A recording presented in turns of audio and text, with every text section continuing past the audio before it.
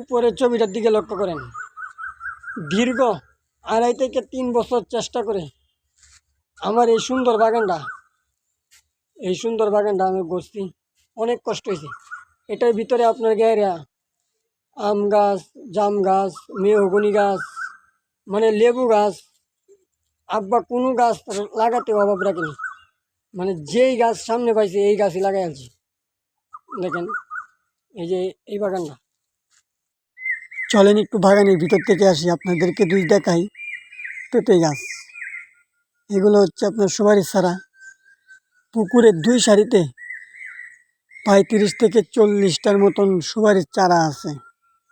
এর মধ্যে আপনার মেহগনি গাছ আছে 15টা এক সারিতে। ভেন্ডি গাছ আছে, জায়গা নাই বললেই চলে।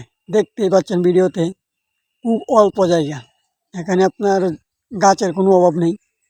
লেবু গাছ, কাঁঠাল গাছ, আম গাছ, জাম গাছ, অনেক গাছ। এখানে পেঁপে গাছ, এখান থেকে আপনার অনেক পেঁপে খাওয়া হয়েছে।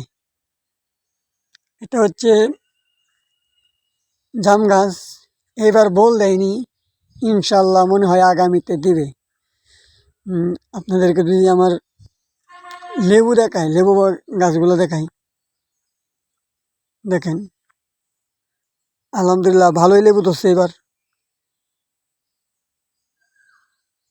এখানে আপনার এক সাইড দিয়া পুকুরের দিকে আলানো অনেক লেবু চারা আছে, অনেক লেবু চারা। মাশাআল্লাহ ভালোই লেবু ধরছে।